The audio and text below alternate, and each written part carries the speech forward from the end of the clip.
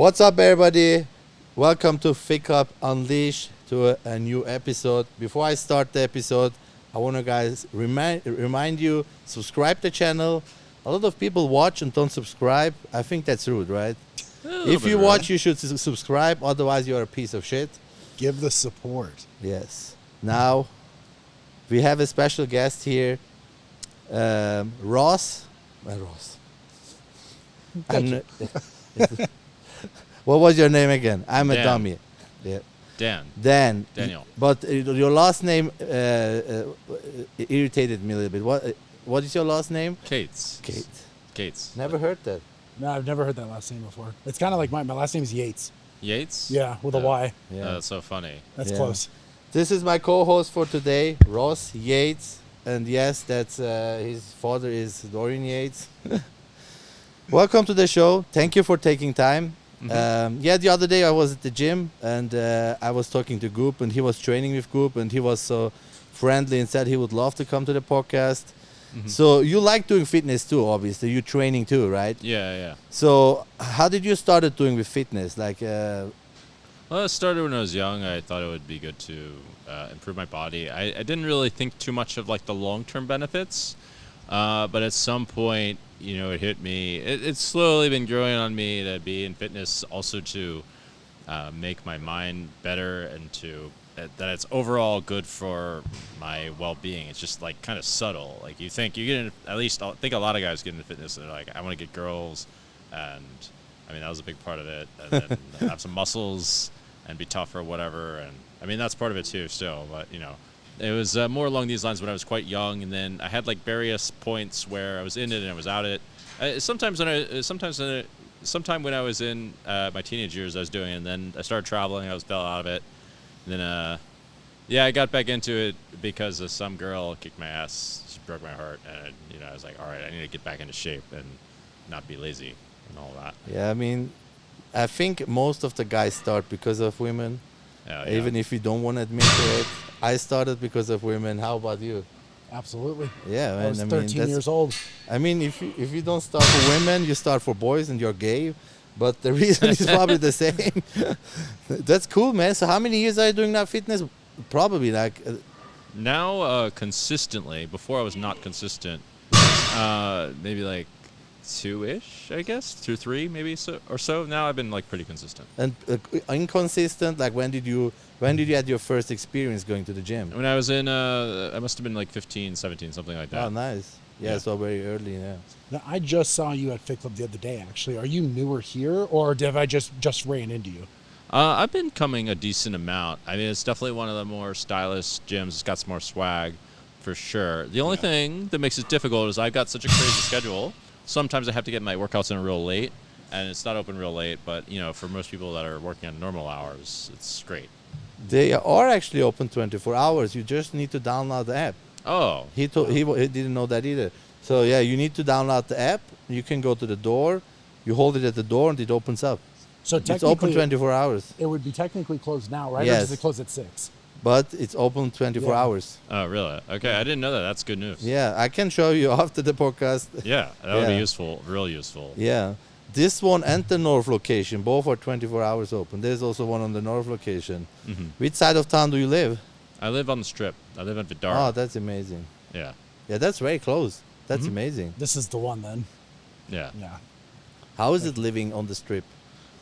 So I live there because guess what? My job is poker, and I go to 2 casinos mostly. I mostly go to Bellagio and Aria for whatever I have to do, and I play high stakes. I play for tens of thousands, 20,000s, and I need to get my seats. If I don't get the seat, I don't get the opportunity to make $20,000 or play in a $20,000+ game. Actually, it's much bigger, but the expected amount of money you make is like maybe 15 plus or whatever.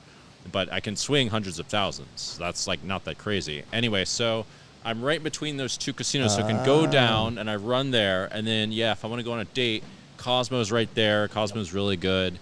Ario's really good. Vidara's a fantastic location because you literally just like walk downstairs and you go to like one of like 4 casinos, and it's connected to almost everything. Actually, you can get across the street to Paris, Horseshoe, all that stuff. So that's why I live there. I don't care about all the people. And yeah, it's not that far away from Fit Club too. It's like 20 Yeah, I minutes. mean Vidara is also good. It's on the strip, but there's no casino in it, so it's more quiet. Mm-hmm. And I think some of the rooms have a kitchen even, right? Mm-hmm. It's like literally like an apartment. Oh yeah, it does. That's cool. Wait, so you said you have to get a seat. So is it not pre-planned who's going to be at the tables? Okay, so there's tournaments and cash games, right? So cash games is whoever gets the seat, Interesting. and so whoever gets the seat is either whoever shows up before the game gets full, or there's like some politics, some weird stuff going on, and you have to make somebody happy, or you have to not be very good, meaning you're giving money to the table effectively, and then yeah, there's only like 9 seats max, and sometimes there's less. How do you Wow. make someone happy to get a seat? Give So- him a blowjob. I mean that's sure like that's metaphorically true in the real world, right? Like that is what happens in the real world, like especially in Hollywood or whatever is what I've Yeah. heard. Here, I don't think there's much blowjobs being given, especially since most of the game runners are dudes, and most of the players are dudes. But you never know, Yeah, right? you never know. You never know. How you make them happy? Money. That's a big thing. You do them favors that can be around money. That's another thing. They just like you for whatever reason. If you're very likable, that helps. If you're very funny, that helps. It's these kinds of things. But those only go so far. Being of value to the table is really the bottom line, especially if it increases their bottom line. Sure. Right. If you're not very good, there's bad news and good news. The good news is you can sit with everyone. You get plenty of games. Everyone's like, "Oh yeah, come here. Let's play. There's a game. Let's come. I really want to hang out with you." And the bad news is you're not very good. Yeah, they want your money. Yeah, and then when you're good, you have the opposite problem. You're gonna win money, but no one tells you shit. It's like they don't want to hang out with you or don't want to play poker with you anyway. But I feel sometimes play against people who are not good is harder because it's harder to read them. Because like when I play with friends and there's a couple of people that have no idea from poker, it's hard to read them because they have no idea what to do. There's nothing to read. They go with cards all in. We're like, there's no way he went all in with this. And then Yeah. you see, you know what I mean? Is it not a little bit, when you're on a high level, to play against like really low level people, is that not hard to read them? There's probably some kind of comparison to fitness, right? As in, if someone's doing all sorts of things that are in control, it's very unclear what the result is, but it's not going to be that good. Yeah. Like if you were to predict the result and do something with it, okay. And the bottom line is, yeah, you're right in that you can't really predict what they're going to do, but it's not going to be very good, and they're going to make plays that you'll find some kind of way to profit from. They're going to go all in with 2-7, and you're just going to have 8s or whatever and just be better. And so, like, I guess a comparable situation is if you're just doing whatever your discipline routine is in the gym, yeah, it's not a whole lot of fun. Yeah, you'll be quite predictable in some ways, but you're just going to beat a guy that doesn't know what the hell he's doing in the long run and like, accomplishing your actual goals and, like, doing something of value. Like, poker can be quite a bit like that, where sometimes all you have to do is sit there and wait for good hands. Yeah. And that's more important than doing some elaborate strategy. All the elaborate stuff, yeah, you get to do once you're playing against people that can start making folds, or once you're playing against really good players, but that's when they're like fighting back, I could think of some comparisons to martial arts. Maybe there's some comparisons to fitness too, like if you're training for a very specific goal, like then I guess you get really creative with your training and all that. But I would think that in fitness, it's just the fundamentals that matter, like the diet and getting the form right and just being consistent. Is that correct? the daily things you need to do. The boring work is what works. Yeah, that's what they're telling me in BJJ too. Actually, I was like, oh, okay. Do you feel like the level at which you play is independent of who you play against? Can you elaborate on that question? So kind of based on what he was saying. So I thought about when I was in high school, I played tennis. Yeah. If I played against someone really good, better than me, I played better, even if I got my ass kicked. But Yeah. if I played against someone far worse, whether I won or not, my level of play went down for sure. So do you feel like you still perform at the same level regardless That's of a who good you're question. against, or? One thing I've noticed, and it feels as though the cards are kind of literally working against me when I play. The more I respect somebody, the hotter I seem to run, And the more surprised by the result that I am, I'm like, oh, if I know someone's very good, I think, oh man, this guy's really good. I gotta like really pay attention to all the things he's doing, and he's gonna do just great plays or whatever, or just very smart things. And then I'll play against someone who's bad and think, oh, like this guy he's just not very good, and he's not gonna do very smart things on the whole. And then it would seem as though it definitely, for sure, my play, at least initially, was not as good because I expected not much from these guys. Yeah. And then later, I would realize the level of what they're doing. Sometimes they do quite advanced things. It's not too good to be caught off guard in these situations. That's actually where it gets screwed. And it would seem as though I could swear that the cards did not work against me. The more I respected the opponent, the better I ran. If I didn't respect someone, especially if they were good, I seem to get screwed massively. That's been happening a lot. But it's really hard to prove that that's what's going on.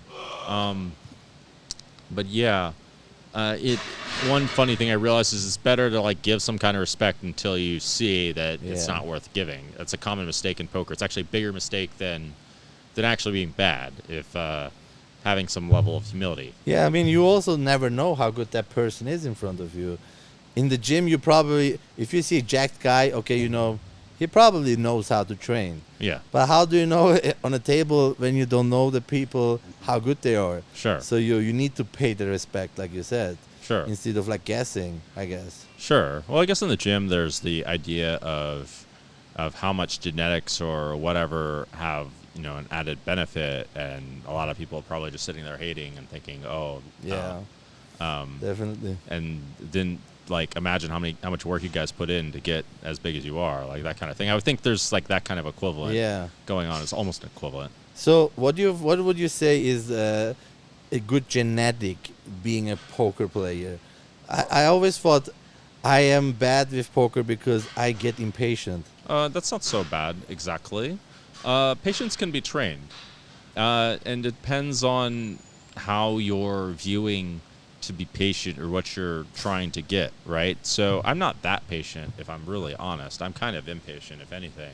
That can be a good thing in some ways, because then if you're constantly looking for opportunities to make money, you're going to find someones that are good, that are of value, that people won't find. So if you're using that energy to find the spots that where there's value and no one knows about it, that's actually where the value is, right? Because other people don't know. That's what differentiates like the great players versus the not so good players. Mm-hmm. I would say a trait that really, really matters a lot is there's this thing this guy Nate Silver talks about between being foxy and being a hedgehog, where the hedgehog just has their like view and their things that they do, and they're quite intransigent. Where like Donald Trump would be like an example of a hedgehog. I mean, even he's got some kind of way to change his views, right? Or other people that have their way of thinking and aren't open to different perspectives. And the foxy kind of perspective looks at things in lots of different angles, and is a bit more open to different possibilities. And that's very important in poker. So because it can seem like something's really one way when it's actually there's other ways of looking at it. They're much better. And that's the biggest key, I would say, is that being able to I would call it mental flexibility. I think someone else gave it this term. Like there's this idea that you have to be mentally brilliant to do something, but actually what's important is flexibility of mind in this case. Like to be able to shift Think different ways. Yes, that's more important than power, because mental power can be guided in any direction, right? And how do you say? Like if you're going in the wrong direction, a real clear example is if you've got the wrong form when you're lifting a weight, you're going to fuck up your back or you're going to fuck up your legs. But if you're doing it the right way, then you're going to build muscle, right? So like you have to have the mental flexibility or whatever it is, the adaptability to change your form so that you're doing it, that you're actually gaining something versus how do you say? Versus like doing it in some way where you're eventually going to hurt yourself. Yeah. Does that make sense? You know, it makes sense. So I don't know if it's actually considered a sport, but I consider poker a sport, but more of like a psychological sport. Yeah. Do you think it serves you more to be more technical as far as like playing poker, or more psychologically sound? depends on what angle you're looking at it. So there's the psychology of understanding your opponents, but there's also the psychology of understanding yourself and being quite grounded, right? Like the psychology of understanding yourself and being quite grounded is more important than understanding the psychology of other people. That's probably first, right? If you're just going on tilt because this or that's happening and playing like a crazy person, you're screwed. You can't win. But after that, you need to know a lot of the technicals before you start using the technicals in order to gain an advantage over the other people, and like seeing how their psychology can be manipulated, you can say, into finding an edge. So yeah, I put in that order: psychology of self, then the technicals and the fundamentals. I would say I would call them the fundamentals are very, very important.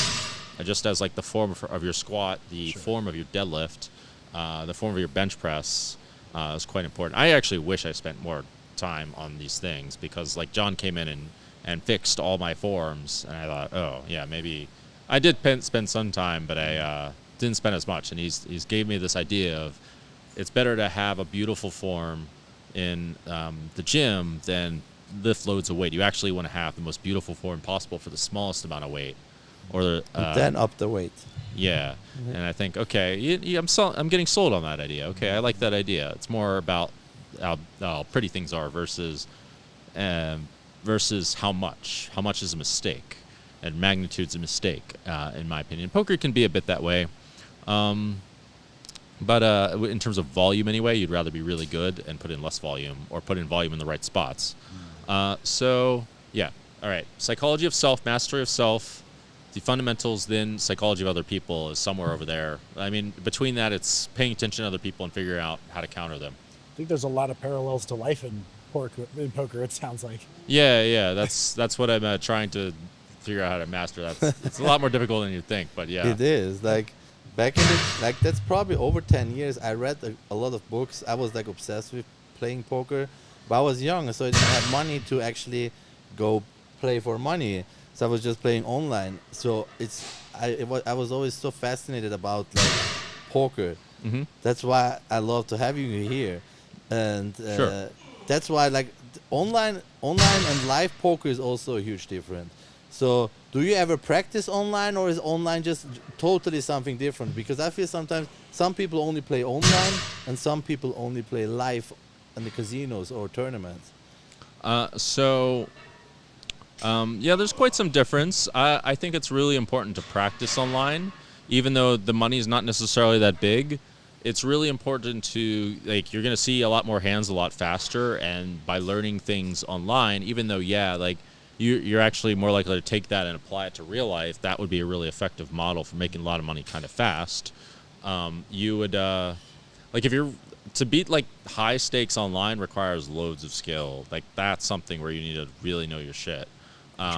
But you don't really need to do that to make loads of money in the real world. All you really need to do is find a game and be better than your friends. Like, that's actually a cool thing about poker, is it's very, there's a slope that's not so steep in comparison to other things. Like, I can't go out and be a professional bodybuilder unless I'm real damn good. There's no like local bodybuilding, or maybe there is. Maybe I can There is, but yeah, maybe. but it's the same. Like, you need to have a certain level to be a professional bodybuilder, or there's like a novice, like in bodybuilding. If you do competition, there's always a level, the beginner, those who never won a show, and then you go to winning shows, winning overalls, and then you try to get your pro card. You are now by pro card. I'm probably by beginner in poker. Right. So there is a comparable. So Well, in the hierarchy of what you said, being that the most important would be psychology of yourself, like understanding and being comfortable in yourself in the game. Yes.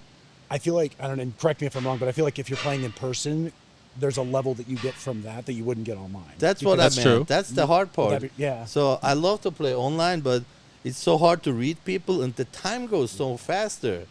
I learn doing quicker decisions, what I like, but it goes sometimes so fast. Like I can't. It rolls so fast, and you need to say like it's. Oh. That's the difference. I think in live poker you can take your time a little bit, right? Yeah, that's true. I would say in that case, because at some point many decisions are fairly simple. Well, they get simple. Let's put it like that. Like you get to the point where like you know roughly what the right play is pre-flop, etc. You could play live then. There's different things that matter though live, like different things to think about. So like once you get into once you start understanding your opponents more, that's where like you go and play live and have like a bigger edge against who you're playing because you truly understand your opponents. They're maybe not as comfortable live. Maybe there's something psychological that they're not mastering. Like it's much different when you flick in your chips online. This is a big thing I've noticed, and you're all in online. You just click a button, but to actually push your chips in the middle, It takes you more. It's really a much bigger commitment. In my experience, people do not play the same online as they do in terms of big calls and big bluffs as they do in real life. Like, and there's some psychology to that, especially if you lose a pot and if you're slow, all of that, and people give off tells. I mean, there's that too. You can read your opponents if they're whereas you can't read them in the same kind of way online. Like a lot of these online guys, they come and they play and they give off lots of tells or they get really impatient. For the opposite reason, they're used to playing almost like a video game and it feels slow to them. So they're like, I just can't sit still for 5 seconds. And then I had a guy. The guy was one of the best in the world on the internet. He was telling me, I can't even play like 4 tables because my mind's so used to, 24 tables. I'm like, dude, this is such a weakness actually, because you can't even sit still and play 4 tables online. How can you do like anything at all? Because most things are actually quite slow, if you see what I'm saying. Yeah. And a lot of these guys have this problem, and then they play loads of hands, or they do make all kinds of mistakes where they don't have some kind of discipline. So it's quite different. The only thing I would say is that it's useful to get lots of hands to eventually get good at making a lot of those simple decisions quite fast. And that's quite useful, so you can think about other things at some point. And it's helpful to do both, actually. Yeah, like I feel like it helps me to make those quicker decisions, but it's hard to read the people in front of you because they often change. And let's say, for instance, somebody always raises when he has good hands. Yeah. You don't know that when every 5 minutes somebody changes in the table, like on some of those rooms, poker rooms online, it changes so fast. Yeah, that's different. I even don't know like who was that person before because some even don't have like pictures on it. It's not like you sit in if I sit in front of someone 2 hours, I know how he plays. And that's, I think online it loses. Like I never know how they play. Right. Is there less of an emotional connection to people online? Online, definitely. Often, yeah. I mean, that's true about anything online. Do you actually see them? I've never played online poker. Or is it literally just a name? It's mostly name, and some put pictures in it, but it's like mostly names. Yeah, you eventually like you could do something such as set up a Zoom match and play over Zoom. That's actually you can do it. You just find someone and you're like, hey, let's play online, and you put your Zoom pictures up. That might but actually why is that not a good? Why nobody did that? Online poker with video webcam. Does that exist? Sort of. That would be cool. It exists a little bit. I'm trying to get people to do it. Actually, that kind of brings the best of both worlds. Almost. Yeah. Yeah. Yeah, that can exist. We've tried a little bit of that. I think I'll stream some games where I do that because it's the content's quite popular. So I'll give it a try. Why not? Yeah, I think it's a good idea because it's also boring. Like when I play online poker, it gets bored because, like I said, people change. It's it's not personal. When I sit 5 hours on a table, you talk to people, even when you play against them. If it's a nice table, you talk to people, you learn. That's completely different than every 10 minutes somebody leaves the room, somebody else comes. Like it's so hard to. But like you said, it helps me with faster decisions. But I don't think it makes me better for real life poker. It only makes you better for real life poker in that it makes certain decisions very clear, and that it gets you more practice at a certain part of the game. I'm trying to think of an example for fitness. It's basically you just work something else. It's kind of like, actually, you know what it's kind of like? It's kind of like, certain days you do leg day and certain days you do arm day. But if you were to do general fitness, you probably wouldn't have like nearly the same result. But if you focus like different portions of your body as you do different things, then you'll get an overall better result because you focus one day on something else and you focus another day. Whereas online doesn't get you obviously as good as the things that are good at for playing live, but you focus on all the things that you need for online that you also need for live poker too, and then you play live poker and now you get to be good at those, and then get in there and you can be good at both. Yeah. So I was looking at your Instagram a bit, and I was kind of watching some of your videos. I'm really interested in more of the psychology, even more than poker. Sure. So when I was looking at your stuff, you have kind of a pretty solid blend. You're very serious, but then you're also a massive goof where you're dressing up and you're doing some promos almost. How much of that plays into poker, or is that just literally that's just you and you're rolling with it? It's a bit of both. I play in it, but I also try to like fuck with people a little bit. Yeah, I feel like that's probably the best part. I mean, not everything's for the money. You gotta just like, you know what it is. In our world, everyone's quite serious, and they sit there and stare at each other and do this fake tanking, and they're tank. They do the same damn thing. Some of these guys do the same thing every hand like that, or they try to. I just can't take it. Yeah. Or rather, I'd rather not take it, I should say, and I just do something crazy as a foil to all Well, that. my fiance Hallie and I, we'll go to the casino and we'll walk by when there's an actual, like you see there's a tournament going on. I walk by, I'm like, fuck, it is so serious over here. I want to be nowhere near this place. Everyone looks so angry or serious, but then I always feel like I find one person just fucking around on the table. Is that beneficial, or is that just literally somebody probably doesn't know what they're doing? I think it's also probably the character. Yeah. Like, Would I tell think, me, yeah. yeah. Is it for me? It's probably they try to be serious. They don't want to give any, anything away from their card or personality, because if somebody does something when he gets good cards, then he's gone. So that's maybe why they try to be always the same. You said, right? That is why. However, this is only one approach. My approach is actually the complete opposite. So what they're trying to do is hide as much as possible. I'm just trying to not care as much as possible. Yeah. Or I'll do that a little bit if I know I'm going to care a lot. Like, yeah, if I'm bluffing for $200,000, I might care about that. Okay, and I don't have any money left. Yeah, in that situation, I'll try to hide whatever. But for the most part, I'd rather be at peace with everything. Like, the ultimate power is kind of not caring what happens. It's very hard to never care. But also, if you don't care, now you can have fun and you can do whatever. No one can read you anyway. Like, if you're always smiling all the time, that's a poker face. If you're, by the way, it doesn't have to be serious. Yeah. And you definitely don't have to be serious in the middle of the hands. And if everyone's never having fun at some point, it's kind of like, why are we doing? But also, there is something to be said for, I think it's important to master both sides of things, like the serious side and the of life, you can say, and the fun side, because if you're always serious, it's dry. It's kind of like, you don't want to be around. It's not fun, and there's no, how do you say, no spice to it. You burn out maybe too, right? Is there something like burnout in poker? Oh, for sure, yes. Because it's even when you make a lot of money, if you sit 20 hours and just being bored out of your mind, you're gonna go crazy at some point. Oh yeah, for sure, exactly. I mean, that's kind of what happened to me a little bit. So my way of coping with that often is making jokes. I try to just improvise jokes and do funny things that get people to laugh. But also, if you get people to laugh, by the way, that's a bit of a tell, because it's really hard to be at ease of yourself. If someone can't laugh naturally or someone can't move naturally, that actually is a bit of a tell. Because if someone's ultra rigid, it actually is a sign that they're weak. That's cool. That's good to know. So do you play kind of both hands of it? Are you more goofy, or do you put the serious in there as well?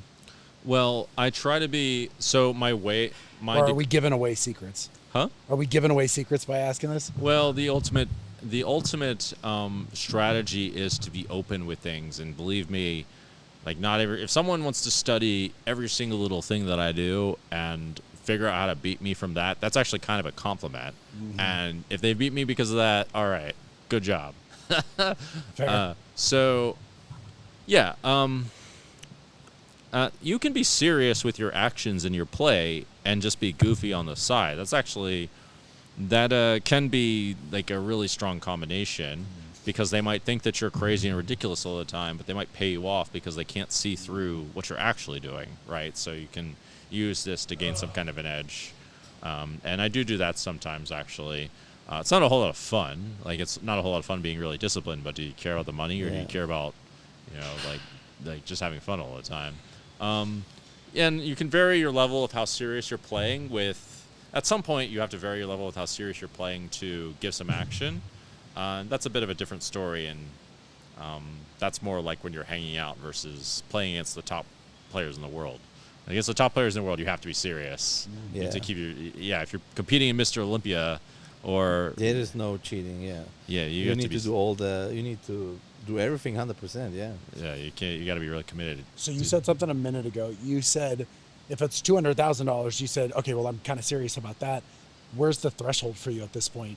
Like, what amount of money you're like, all right, now I'm taking this shit seriously? Well, there are even some points where it's a bit varied with every person. So, as an example, this is where some of the psychology comes into play. At a final table, people will be irrationally serious, partly because everyone's serious about busting out at a final table. Even I feel it a bit, where it becomes tough to get too loose with how you play or be particularly crazy. Like, so as an example, if someone gets caught bluffing or loses a large percent of their stack, there's a very good chance even many of the pros are not going to be able to do some crazy bluff that's technically good, like the next hand, as an example. Or if they make a bad call, or they're just like less likely to make a risky call, like that kind of thing, that matters a lot. Like that's one example of the psychology, and like that can add pressure where you're no longer like a machine. For me, yeah, it can be a bit like that. Eventually, if I lose like a bunch of bluffs in a row, it's going to be harder to pull the trigger, even on obvious good ones. Sure. So I'll have that going on. That's harder for everybody. And you have to also know when it's good to still do that bluff versus like just like they're going to call you and they just think you're insane. Like you have to differentiate between those two extremes.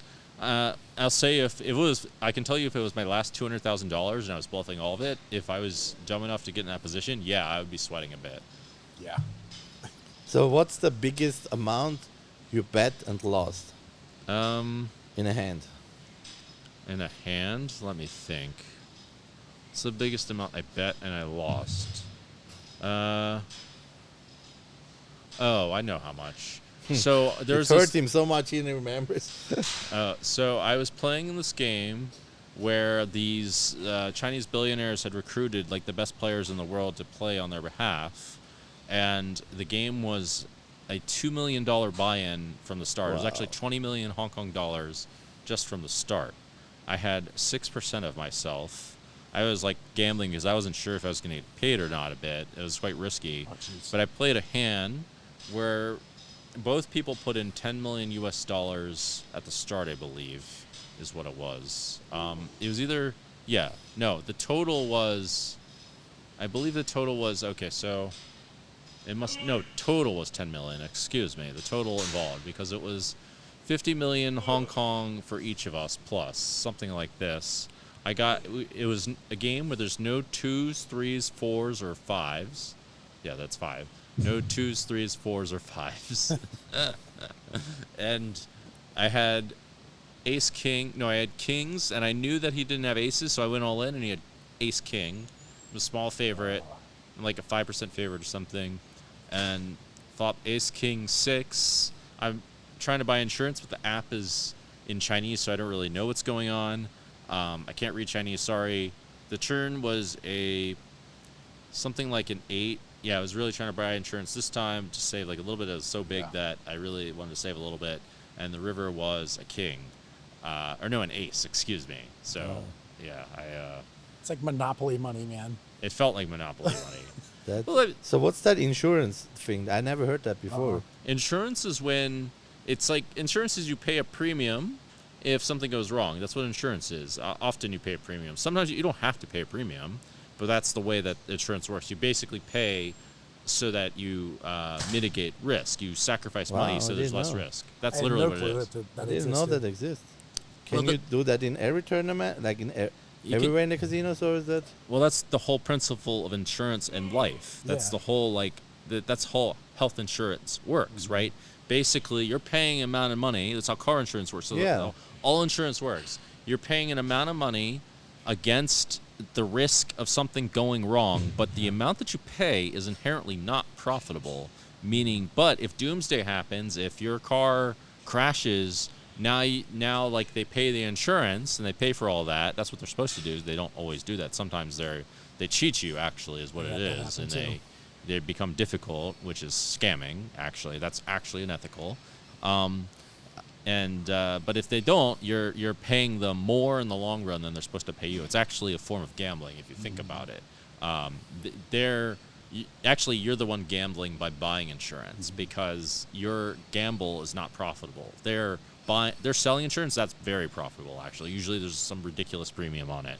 I never knew that was in poker that though. exists. Huh? Yeah, I didn't know it existed in poker though. Yeah, it exists. They take like often 7+%. It's pretty big. Now in the real world they take much more percent. Yeah. That's crazy. I didn't know. Learn something new. Mm-hmm. That's interesting. Like there maybe is insurance for, I wonder if there's insurance for bodybuilders if they like break their back. No? Bodybuilders don't get shit. They don't get anything. Wow. No. You probably don't even get like real good insurance because you're a bodybuilder. Yeah, that's probably true, I would think. Yeah. It's probably So less. I saw the name Jungle Man. Mm-hmm. What is that? Where did that come from? Well, apparently it came from the universe in more ways than one. So when I was younger, I had long hair and I didn't have like the best manners compared to most people. I was a little awkward and people didn't know where I came from. I wasn't friends with anyone really. So I guess they asked the question, where's this guy from? Oh, I guess he's from the jungle. And they thought it was funny, right? And then as time went on, I kind of leaned into it. So when I played on the internet, I had the nickname Jungle Man. But guess what? I became famous from that name. And so it then became like kind of my thing. So I leaned into it, and apparently it's part of my thing. Now I actually go to jungles and Wow. there's a thing for animals. And Well, so if they're asking who is this guy, you were obviously someone pretty quickly. I'm Yeah. assuming. yeah. That's When was that? Like when was your name brought out big in poker? My name was I was famous in poker in 2010. I'd started poker in 2007.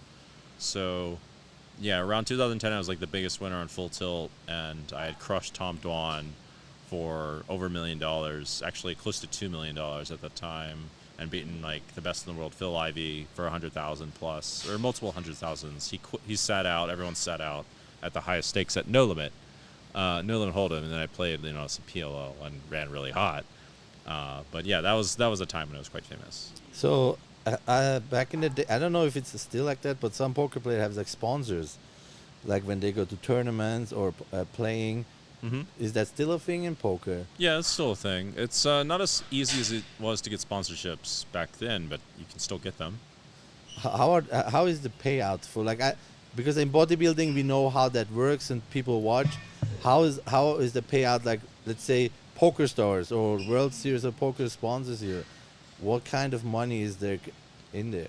You know what, actually? If you're a bodybuilder in poker, they'd probably pay you more because they like, for example, GG Poker, I know that their marketing scheme, I like them because they were open about their strategies. They said, well, if you can, like, bring in the right kind of community, okay, like, now we'll pay you more. You don't have to be, they will care more about the communities that you bring in, whereas not everyone gets to appeal to all these communities. And so the bodybuilding would be one. So I would think that it would be better if you're like a bodybuilder. Most poker players are out of shape. We have that problem. And I would think so that it would be some kind of benefit to be from somewhere niche. Also from different countries helps a lot. Or I think it's good for women. Perhaps not as much as I thought. But yeah, it really depends. Or you have to be damn good, I guess. So you can get 6 figures plus, no problem. Well, maybe, I mean, that's on a little bit of the high end, I would say. There are some ones that are bigger than that. I don't know. Good. There's like free tournaments and things like that, free tournament buy-ins, that kind of thing. So maybe we should start doing poker. Like, can I be shirtless in a poker table in a casino, or That's in a a good tank character top, or vibe. like something distracting? Yeah, I think so.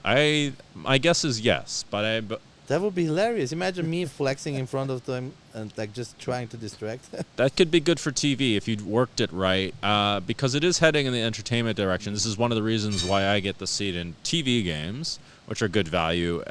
They look for people with personalities or that have something different to add. Sure.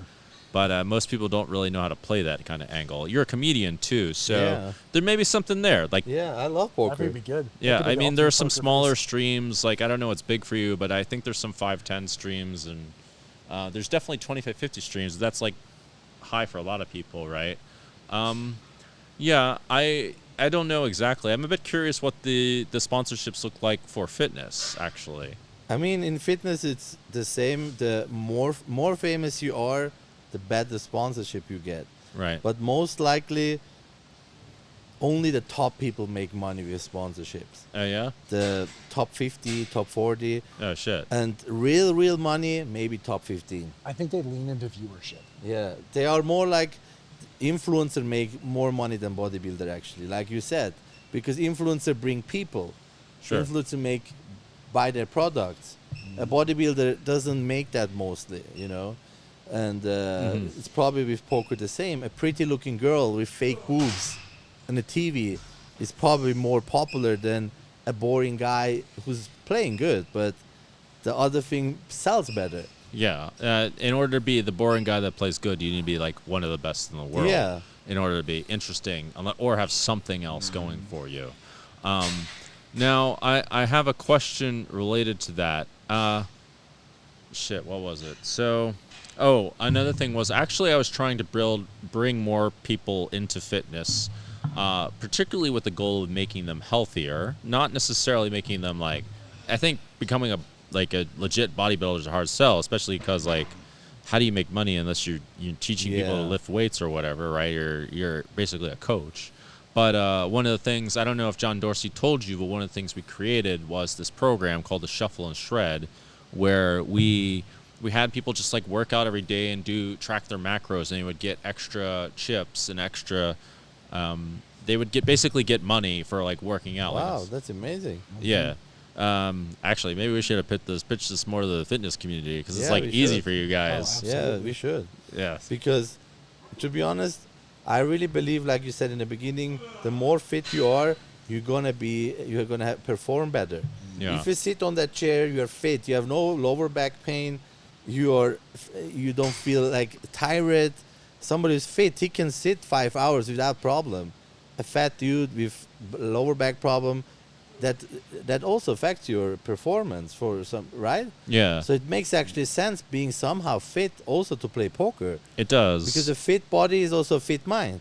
Yeah, I'm starting, actually, speaking of which, I've got some questions for you guys related in that. I have a couple crazy ideas related to fitness. So one crazy idea, all right, so there's a goal that I've got that involves bringing a lot of weight up a big mountain, but what I want to do in between that is, I don't want to ruin the whole thing, but that's the premise. But what I want to do is bring up 60, like a barbell with 60 kilograms. I have a pretty good back.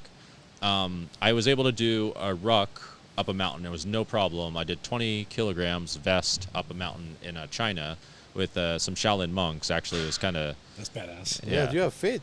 Yeah, that's not that easy, to be honest. Really? I thought it was That's no problem, 20 man. kgs, like 45 pounds. Yeah. How many people can carry a 45 plates for 10 steps? Really? Just What are these people doing? Man. Yeah, it Just was- because people are in you the live gym. in the U.S. Yeah, Let's dude. clear this out. There's like 70% obesity in our U.S., so most people never lifted 45 Oh. pounds. Okay. That's not normal. All right, well, guess what? I'm trying to do something way the fuck harder. So Yeah, you are way fitter than most people in the U.S. I can Okay, tell you, well, right?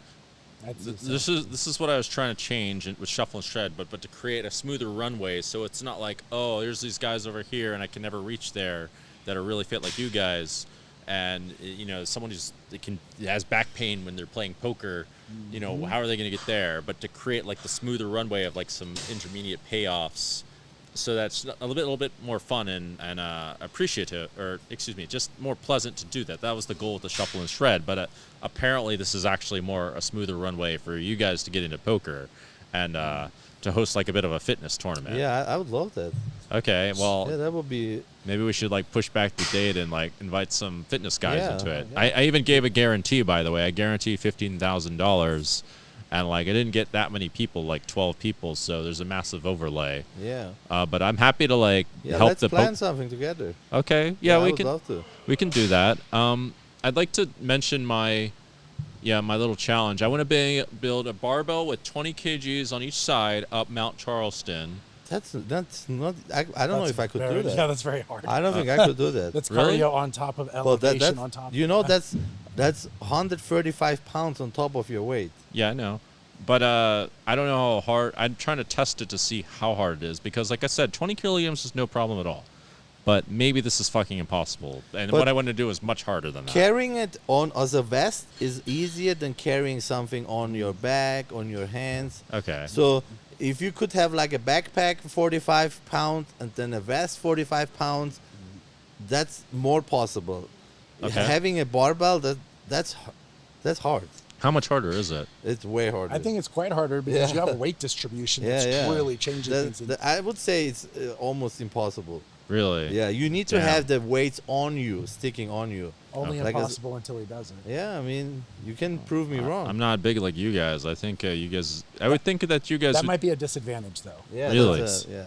so you think it's important to not be super big? I mean, the bigger you are, the you carry more weight. I'm 250 pounds, Oh, really? so I already carry how much more than you? How much you weigh? I'm like 180. Yeah, so I already carry 70 pounds more than you. Oh, okay. Math. So that's cardiovascularity. That's the problem. It's not the muscle. Like Oh. I can carry more weight from here to there, like a couple feet. But the longer it is, the harder it is for me than for you. I Sure. can tell you this. So I wrestled. That was my sport, like my main sport. And I was the same height. I was 6'1". Yeah. I wrestled 145s, and sometimes I'd bump the 150s. I'm about 245 now. Yeah. There's a lot of shit fitness-wise that was a lot easier when I was there than when it is now. And I never thought that would be the case. Oh, really? Like what? Anything like you said, Yeah. cardiovascular conditioning, endurance based. So doing something for a longer stint of time That's the is a problem. lot freaking harder. I might be quite a bit stronger now. I have a lot more muscle tissue on me now, so I have an advantage now over that. But for me to get through a wrestling match now, I would be Oh, it's basically exhausting. digging my grave. Oh, really? Yeah, I tried Brazilian Jiu-Jitsu a couple of weeks. It's terrible. It feels like it's way worse than everything I did. Really? Like That's so those, funny. those 3 minutes felt like 30 minutes. Oh my god! I'm like, are we done? It's like 5 more. I'm like, no, I'm done. Like, let's leave. You said something a minute ago that I don't want to miss. So I coach high performers. That's who I work with, like as clients, like people who need their jobs and everything or their day to be easier because they're more fit. It's not necessarily just aesthetics. So you had said there's someone who's sitting at a table who could have back pain. Yeah. That has to play a massive role. I Yeah, mean, that's what I'm saying. if you're saying a lot of these guys are unfit, not a lot of them Oh are yeah, man. prioritized. It's not a pretty sight. Back pain's got to be like a number one for a lot of people because it is for Maybe, most yeah. people. Okay. So that has to play a role in how they play. Because I have a couple herniated disc, and even sitting here right now, it drives me crazy. Really? So if I'm trying to focus and I'm trying to actually play a game and also play a mindset, I feel like you tell me, but I feel like that plays a massive role. Oh Yeah, yeah, so- that would play a huge role for So sure. getting people more fit Yeah, while they're like- actually playing poker, I feel like that's a massive advantage. That's in every job. Like Yeah. for instance, I was also a professional gamer back in the days, and I watch now the new generation of esports, and they have trainers now. But it makes sense because the more fit the player is, he's playing online games on a computer, but the more fit he is, the better he performs. Yeah. So the players are not anymore just fat; they are getting more in shape, more fit. So that's even in the esport world big. Can I so I'm ask- surprised why it's not big in poker. Oh, that's next Because you have so steps. much Yeah. money. They make money. You could hire a personal trainer easy. Come to train at Aria, or Yeah. let's say you stay in. They have all gyms. Aria's You got a could great hire gym a too. personal trainer for $150. Then you could perform better. He could help you with your meal plans. You can find a meal prep company. You don't need to worry about that stuff. I think that's a big thing in poker. You could push through. Yeah. Yeah, actually, you're kind of onto something there. I suspect it will go in that route. The only thing is, I don't know what it is, but I can say I personally don't really have endurance problems too much, but I definitely think I have things that are affected by my nutrition. I'm starting to suspect this. So I read that sugar and various other bad foods, like it didn't seem like based on my research that it affected my weight too much or how fat I was or whatever. But here, Yeah. Absolutely. they found that sugar activates the same area as like drugs, like cocaine or like harsh drugs. It's almost the same area of the brain. So eating sugar not just makes you fat, also it mentally you are weaker than people who eat healthy. That does seem true. Even as I was doing it, I saw that my the correlation between indulging in sugar and any indulgences in general seemed like I just like was more ADD and indulging on lots of things in comparison. There's like quite some link between ADD. Like that's a reason why I might quit sugar. Like is the ADD stuff. Like I could see that really being a pain. Oh yeah. Do you take creatine? Do you use creatine? I actually should get back on. I heard it was really good for something mental also. For so many benefits. Women, not just people who train, not just men, everybody should take it. Your grandma should take it. Your kids should take it. Creatine, everybody needs that. And we can't eat enough red meat to have the amount of creatine we need. Sure. So everybody should supplement creatine. I'm big on creatine. And, you know, growing up, you always think it's for the strength, it's for the muscle. But there's so many studies right now on the mental capacity. So decision making, memorizing, thinking, processing, it all requires energy and quite a bit of energy too. Sure. Creatine helps replenish ATP, which is that fast energy source. So they're now proving, and that's why you said kids and older people with dementia, kids who are experiencing signs of ADHD, they're showing it helping people focus more because you're giving your brain something to replenish this energy source faster. So I would literally, the first thing I would do is for a poker player as a client, I'm like, you're taking creatine because you're all based on decision making and processing at a very fast rate, I assume. Man, that'd be like that'd be the power unit of supplements for you. Yeah, the very fast ones are for online actually. Live, Okay. it's a bit on the. They should have faster versions for live, in my opinion. They should have both slow and fast, actually, because like live, you know, as someone who's an online player, I played mostly online. I'm used to playing like 4 tables plus or whatever. I mean, definitely there's some kind of decrease over adding tables. I don't know what it is. A live, live it really depends. But I think if there's a drug for like awareness. Or nutrition for awareness, like that would matter a lot. Like paying close attention to how all the subtleties people do, and being really focused.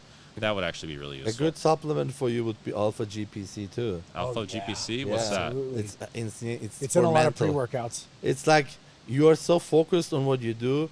I sometimes wake up and my mind is like I just can't focus. I just take one Alpha GPC. That's like something natural. Oh, really? It's like you are so focused on what you're doing. I have that same problem. Actually, working out kind of helps me get in the mix. It's sort of, if I have a morning routine, the workout actually is kind of part of it because I have to get it in earlier in the day or else it might not happen. So it's like, okay, well, what do I have to do? Okay, what I use in my mind is like a heuristic of like, okay, I don't really know what to do. That's the lack of focus. I'm like, shit, I have all these things to do. But okay, I do need to work out, so let's work out because I need to get that done, and this is like the thing. Hydration, sunlight, training, food. That's a killer combo for you. Yeah, really. Do you get brain fog at all in the morning? Yes, big time. So that, and you know this very well, that adenosine that's coming through that's giving you that tiredness at all, if you can really like mount into your circadian rhythm and literally wake up and get sunlight over time, that is going to help diminish that. But oftentimes we go straight for freaking caffeine. Oh, yeah. And then it doesn't go away. That tiredness, it's not going away. It's just being blocked out. So it's still creeping up. So it wears out. And then all of a sudden you're like, fuck, I'm even more tired. Yeah. Yeah. Also, a lot of studies showed if you do something physical in the morning, your day goes so much better mentally, like a big amount, like not just like 5-10%. So they did studies like just even for 30 minutes a walk can change how the outcome of your day. Really? Because we human are made to move. We are not made to sit on the computer for all day. Sure. So that's why a morning routine is really important. No matter how much I'm stressed, I always do 30 minutes physical in the morning. Walking, going to the gym, do cardio in the gym, something. If I don't do it, I feel all day like sluggish, like I don't want to do it. I will say that's what recently got me out of a bit of a slump. And there's something I want to add to this. So the circadian rhythm thing I'm sold on. One problem that I do have, though, is I travel really a lot. So last month, to give you an idea of how much I travel, I was a crazy person in May. I was like, this is how crazy I am. So I was in LA to start, and I was like, all right, I'm going to do a dark retreat, if you ever heard what that is. And I realized, like, I had some issues. And the dark retreat was like, you take away all the dopamine. It's like a mega dopamine detox for 4 days. It was in Oregon. So I took like an 8-hour flight to Oregon, and I just had a couple of healthy meals, no caffeine, none of that. And I just did that first. And then from there, I went to Miami for F1. And that was like an 8-hour flight too. That it wasn't like a clean flight there. That was just for like 3 days. I was like, I'm feeling like Superman. Fuck it. I had other things booked, so I booked like this poker thing in India. So I flew from Miami to India. That was basically a 30-hour flight. I'm not done yet. I'm like, but I can take more, like whatever. And at this point, I'm still doing pretty good. I'm still in machine mode. I landed. I just got to work out straight away. All that stuff. And then I went from there to South Korea. It ended up being another 30-hour flight somehow because I had a layover in Shanghai. And at this point, this is where I start to crash. At this point, I just kind of couldn't really get anything done and was laying around and was kind of depressed, and like some bad things happened too. And I didn't really go outside that much, which I want to keep that as a note because I was kind of stuck indoors in the hotel the entire time, but apparently that's important. So what happened was, I didn't go outside basically at all or walk on any grass at all, which is also important. So from there I went to Montenegro. I promised I was going to go to Montenegro. I was not feeling great about it. Another 30-hour flight. This is by the end, like the 20-ish of May or so, and I was still feeling like shit. I realized, man, I really overshot this. My circadian rhythms whack, and I'm just not feeling good at all, and I just couldn't really get a whole lot done. Although when I finally did go out and I did go like to a waterfall and into some nature, this somehow seemed to fix whatever was going on with me. And it turns out that according to the research, there is something to this idea of grounding where you just put your feet on the grass. Yeah, correct. It sounds like nothing, but apparently it's just something with the electrons in your body and just totally. It doesn't even have to be that much, but there's something to this grounding thing. Absolutely. And I'm going to have to try that next time. But as you can see, also, I have this problem of how do I shift my circadian rhythm. I've kind of got used to it. I wanted to ask you about that. And by the way, I'm not totally done. At the end of May, I flew back to LA, basically. I flew to the UK, and then I flew to Miami, and then LA. So are these all jobs? Like, on those places, you always play poker, or was some of them just fun? It's let's see. So India was poker. I want to promote and open up the door for poker in India. South Korea was also poker. I promised to be there, and I like to hold my promises. And that was also poker. It was also pretty good action-wise. So that's work too. Montenegro also work. I try to go to nice places as well. And then after that, London was in between because there's no direct flight from Montenegro to Budva, Montenegro. By the way, a very beautiful location that is underrated. It's very cheap too. You go from there to London, and then from there, there's loads of direct flights from London. That London was not. London, I was just visiting a couple friends. I was visiting a girl also. And then, from there to, to Miami. I was in I went to a friend's event in Miami. That was kind of work, actually. I wanted to go, and I met a lot of interesting people. Actually, a lot in the health space, by the way. It's like a health event, if you know about these. Maybe Miami is fitness and health is big. Are there like health parties, like fitness parties in Miami? I don't know about fitness. I don't know. parties. I've never actually been to Miami. I just know that outside of Vegas, that's going to Yes. be another big hub for fitness. So Yeah, it's very like people want to look good. They want to be fit. Well, That's like a big part in Miami. so I could see this totally selling in Vegas too. So, well, let me ask you guys this: how often do you guys like to go out and drink and get wasted? I At haven't clubs. drank in years. All right, and I you? don't drink, but I do other stuff. All right. Well, guess what? There's loads of people out there that don't want to drink And well, I mean, sometimes they do other stuff too, but different kinds of stuff.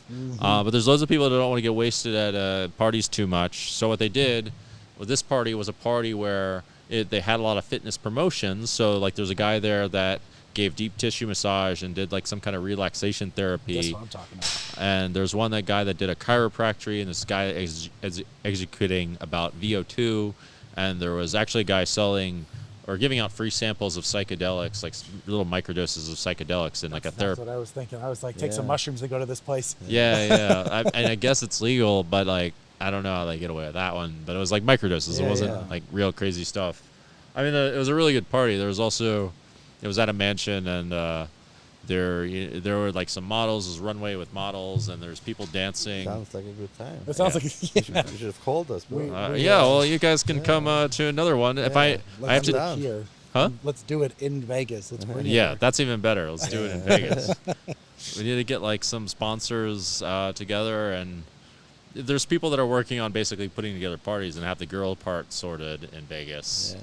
But yeah, get it organized. Like, there's some things like that in Vegas I know about, but It's really when we planned this podcast, I didn't expect that it goes this way. But it's amazing because like you show literally how important fitness is, even for poker, and still nobody cares. So we could really change and do something, a movement towards that, you know. sure. So it's how you explain. It's amazing. Like you literally show if you're active, you're doing the things you should do, you perform better. Yes. So why are these people not doing it? So I Um, think like there needs to be awareness to that. Well, the reason why they're not doing it is multiple reasons, actually. So, for one thing, there's some quote-unquote lucky things that happen. So, like, they find, like, a life partner that they're in love with and they get settled down. Like, this looks to be a good thing. And I realized later, maybe it's not, because, like, what happens often in relationships is or many people, not everyone, is they get lazy. They think, oh, I found my partner, Sure. so I can be lazy and whatever, let myself go. But I guess it was sort of fortunate for me that didn't happen to me. And so I instead, like, worked on my body and all that, and I had that, like, more powerful incentive than, oh, you got to be healthy or you might have back pain later. Yeah. And then guess what? Now these guys have back pain and they can't do the starting process in the beginning. So that's why I made the shuffle and shred, That's Yeah. amazing. I mean, It's- in a relationship, you should make each other better, Yeah, I agree. not lazier. Yeah, there you go. Like me and my wife, we are since 7 years married. When I look back how we were 7 years before and now, it's like different human beings, but in so many ways better. So I think being in a relationship, like when the guy's like, oh, I'm married, I don't care. Like, why? Like, just because we are married doesn't mean you can get fat and unhealthy. You should help each other to be in the right path. But I totally get it. I mean, I think him and I think, got lucky. So Yeah. I get married in 6 weeks. He's been married. We have some fucking cool women.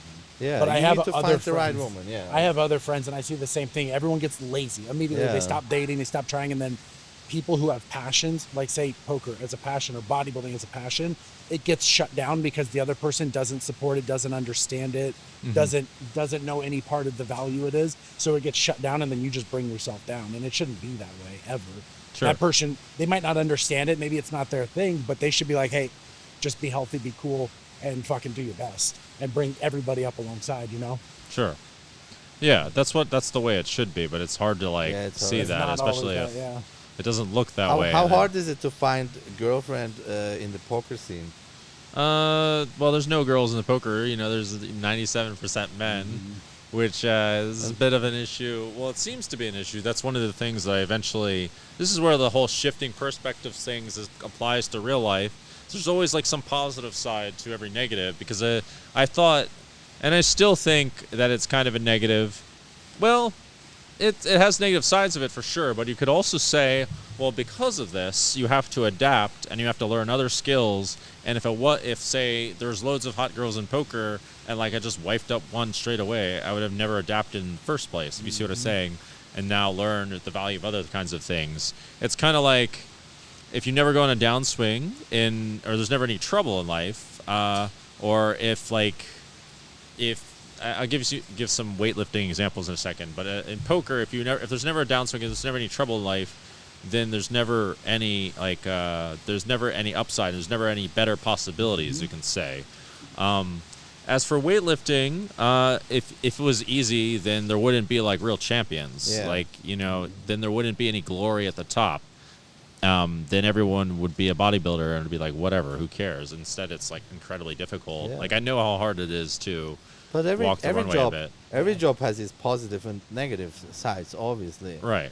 I mean, people probably look at you and like, oh, he's so lucky, he's sitting on his ass playing poker, making shit ton of money, but they don't see all the years you were putting into it and all the negative sides, you know? Yeah. Like they don't. What's the longest you sat on a table without like a break?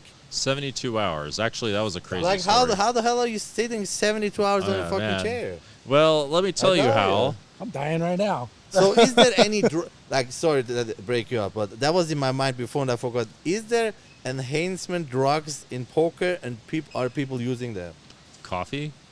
I mean, people Oh, are... Adderall or anything else? There's got to be Adderall. in There's for sure some people are using Adderall. Like, you probably could use Adderall, to be honest. Like, it's not really against the rules, but it probably should go that way. Actually, I want to get your opinions on the nutrition things in a second because, coffee in this case was really useful. But you know what's funny? This is kind of an example to all this in a way of this positives and negatives and stuff. So in this 72-hour session, I had 1 hour of sleep. Now, no one was asleep because guess what? There was a guy there who's a billionaire playing, and whenever he plays, he sits there and he plays until basically he loses everything. Wow. And he's also like the kind of guy who you want. He's like, it's kind of like an epic time to play with him.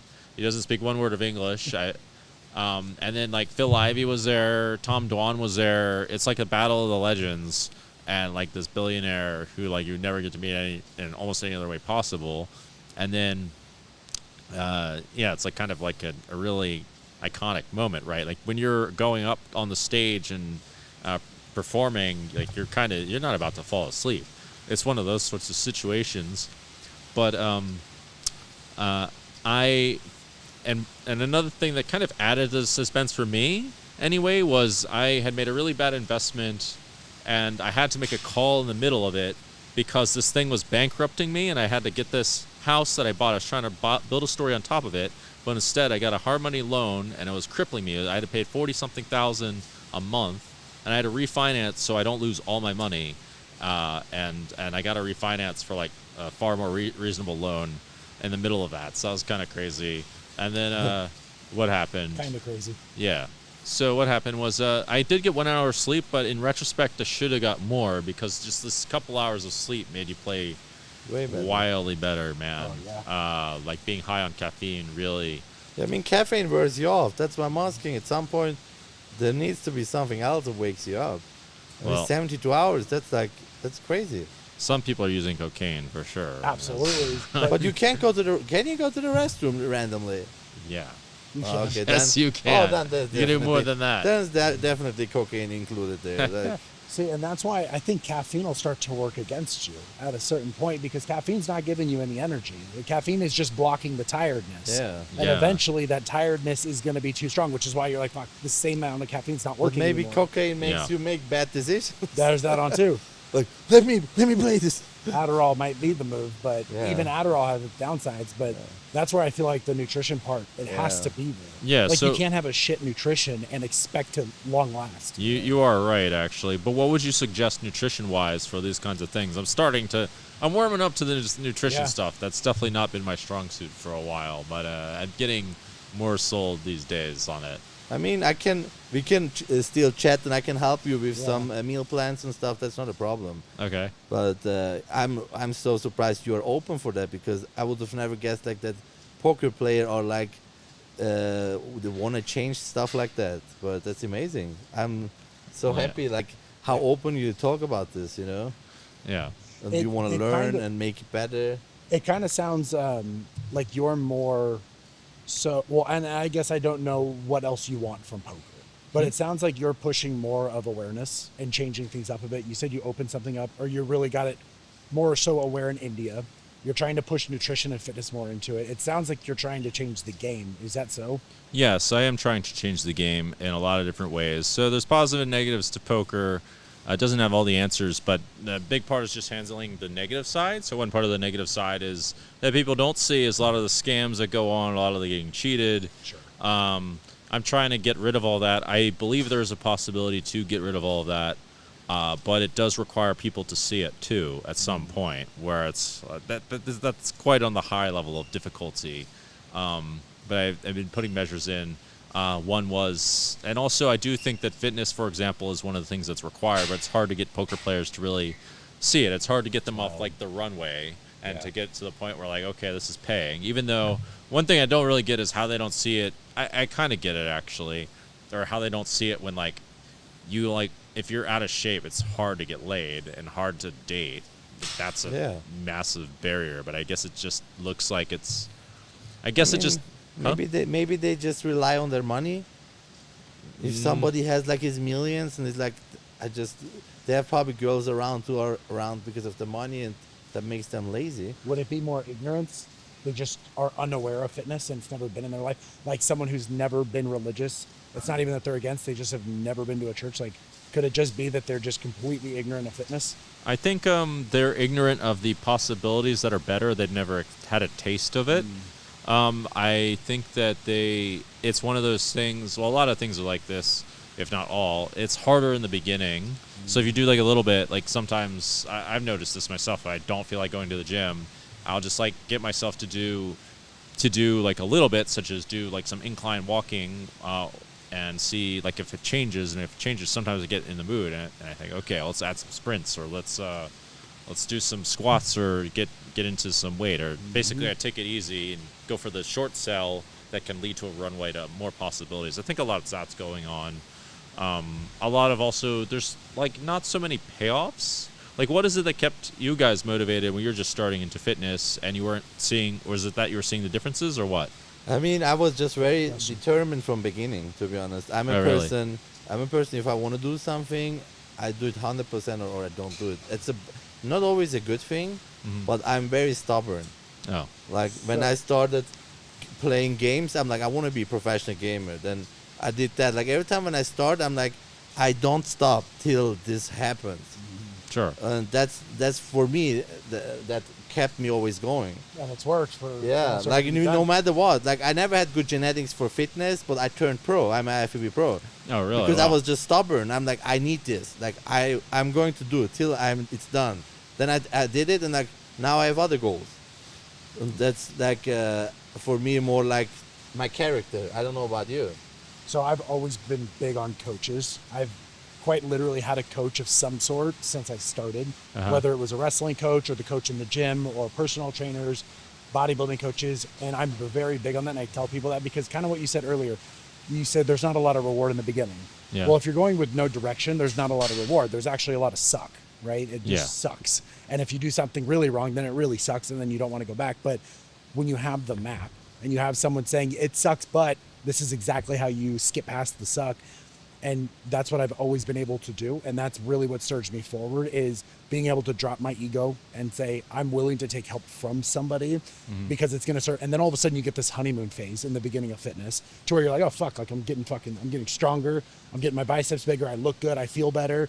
And then you're still going to have that period of there is suck involved where you're putting in more effort than you are getting reward, but you still have the map. Like you have someone giving you the map of saying, this is part of the process and this is what the end result is. And that's always been what it has for me.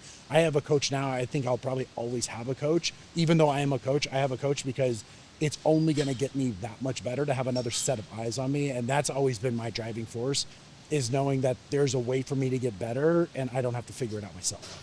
Sure. Yeah, and for you, if you get help, like let me say I would help you, and you see in a month, you're going to see very fast that you feel better, perform better, then you're not giving up. But if you try it on yourself, like he said, if you say, oh, let me read some stuff and do it myself, that's never ending well. Sure. Because it's hard to that ends only with people with great genetics. They look at weights and they grow. Okay, that person could do whatever he wants. But how many of those exist? You, me, we need to do it stubbornly. Okay, I need to do this. I need to do that, and then you're gonna see the difference. See, I mean, you are in Vegas. I would love to train with you. Sure, we can do it. Next week. Let's train together, and then we can chat, and I can help you. Yeah, sounds good. I'm happy to. I do think, yeah, that's part. By the way, one of my gripes with the self-help industry is because it's like, oh, we'll just tell you what to do, and then you'll do it, and then like the low conversion rate, of people actually changing. They're like, why didn't all these people change? You just do it, dude. And then no shit that no one changed because it was actually hard because no one actually guided through the process too. Unless you're if it's like with the cliffhanger of, oh, unless you're ultra committed, okay, in theory, it just doesn't work that way. Like no one's like gonna wake up one day and be ultra committed to the very end. And the thing is, you need to commit that you need help. For instance, when I was in Turkey a year before, I said, okay, I'm so good in this, I'm bad in this. So I went to a psychologist. I went like every 2 weeks to work on my mind because I never believed that I can be a successful business owner. And so I'm like, okay, this is in my mind. I can't solve this problem. So what do? I find someone. So we worked through stuff from my childhood, for my whole life. And then suddenly I'm like, now it works. But if I would have tried myself, how should that work? If you have a problem with your teeth, you go to a dentist. But people think, I want to lose weight. Oh, I don't need help. I can. But then why are you fat? There's a reason why you're fat. Yeah. Get your help. If I'm sick and I can't heal I go to a doctor. Why are people not going to a nutritionist or trainer? Sure. Because they think, oh, I can read online.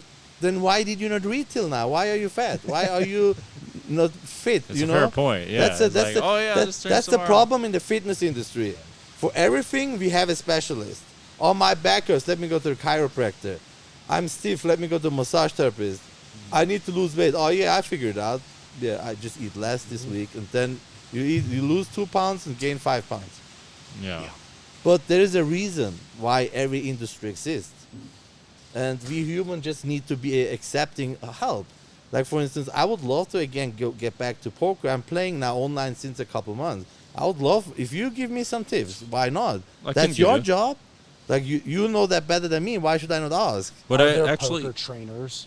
Huh? Are there poker trainers, like people who actually like train? Yes, there are. Yeah. Matter of fact, one thing I've noticed is that even like the relationship between the level of help and like the even the rates, actually, the people helping are actually quite similar between these various industries, because I've experimented with lots of industries, and like the rates go up similar, but also so does, like, I would call it even like a level of, I'm trying to think of the right word, a level of complacency of people at the top. Like I once paid like $1,000 for someone to help with my YouTube, and I'm like, I was not happy with the teaching. And this guy was like a real expert. I read the guy's book. I took all these notes on the guy's book, and the guy didn't tell me all that much. I thought, man, I don't want to keep paying for this because I don't think this guy's gonna really worth $1,000.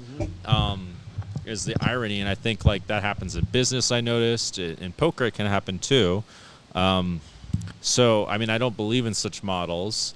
A big portion of why I made the Jungleverse was to create a community to solve these problems simultaneously, or find ways of solving them simultaneously, creating an atmosphere for people to learn that's cheap and doesn't get them crippled at like low stakes and all of that, and basically find ways of like solving these sorts of problems. That's the long-term goal of it, is essentially to equalize these kinds of things and make them right. We do also provide platforms for people to get jobs. That's actually kind of working. I want to figure out how to do that better. I don't really know how to do that. But also, platform. It's basically a platform for people to get coaching. I don't take anything now, but, like I'm happy if people get coaching. I can't coach everyone. I don't have time for that. But yeah, like it would take a lot of time. Yeah. For instance, imagine I would love when I go an hour to play poker, and if I film it with a tripod or whatever, and somebody analyze it. Look, you did this wrong or this. Yes. That takes him an hour because he needs to watch it an hour. Yeah. But that would be such a great coaching because he would literally know. Okay, look, your weakness is That's high ticket. you did this and this and this. Mm-hmm. So Yes, that's what they do. Yeah, yeah. yeah. That costs like for a basic coach $100. Like that's what it. I think what it costs. And That's extremely cheap. Yeah, that's cheap. well, Holy for shit. someone really good, it costs a lot more. Yeah, that's what I mean. But I mean, if you're coaching someone to do something where you can make a lot of money, that's a high ticket service. Yeah. And if you're good, man, you should be charging a lot. Holy shit. Yeah, that's true, but I will add to that. Like I've made this mistake myself where I realized, okay, it needs to be really quality information, and there's ways of presenting the information so that it's much more digestible. In fact, that's one thing we're working on is like kind of creating a story out of it. And not all teachers are really the same. Some people have sat there and created systems of learning that are better or more efficient or just yeah, I mean, you learn different things from different coaches too. I've had a few martial arts coaches, actually even the fitness ones. I've learned different things from different people. It's what's interesting. Yeah, I'm a learning by doing person.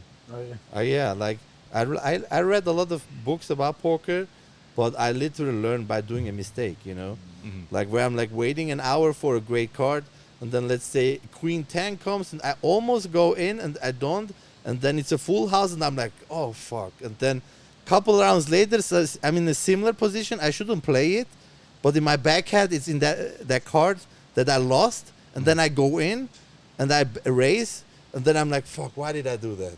And then like, but I learn from that, you know. I'm learning by doing. Sure. I mean, you do have to have that. Yeah, you can't really just learn by like having someone read off things to you. You have to get some experience at some point. For Yeah, sure. you need to. How hard is it? Or is it, would this be a top level like quality to have to make, say, a big screw up like that? And then when it comes up again, to be able to almost like forget about it and be able to respond properly. Does that make sense? What's the precise example?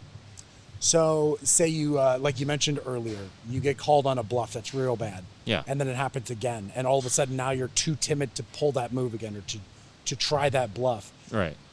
At what level is it of experience to be able to just forget about what happened and be able to stick to the plan anyways? Oh, that's very high, actually. It's much higher than you think. I'm not Really? too impressed with many of the players that I play with. I would say online it's not that high. I mean, online that's like kind of high stakes level, I would say. But live, I would say it's very high because, especially if you're considering like it's kind of a rare spot, by the way, where it happens very soon after. And in high level tournaments, it's most people don't really do things that way. It's at least to immediately forget about it, to process it that fast and immediately forget. What I would personally do, by the way, is I would think to myself, okay, how are they going to interpret this first? Yes, Yeah. I thought the same. Okay. Because maybe he thinks that guy is not going to do this for the third time. Yeah. And then you go in for the third time, and That's it works definitely out. a But the problem is they can also think that you're on tilt. But some What does people that mean? think that you're on tilt means that you've lost your mind and you're going crazy.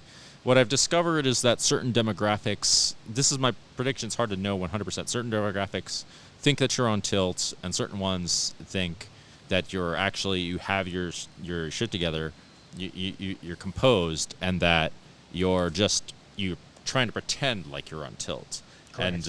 And so that's the level that I'd play at, is like trying to manipulate those populations of those people that I know think like that. Like you can kind of tell who's who in some ways.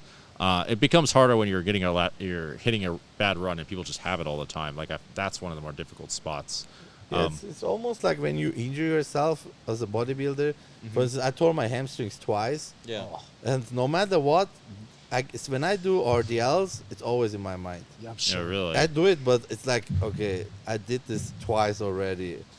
So I still do it. It's probably still in your mind. Yeah. But you still need to do it because it's part of the game. Yeah. You can't just be scared because it didn't work out, you know, because that also throws out everything.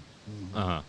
Yeah, that's true. You have to, a lot of may be in your mind, but you at some point you just like deal with it like anything else, you know. Yeah. You just go for it anyway.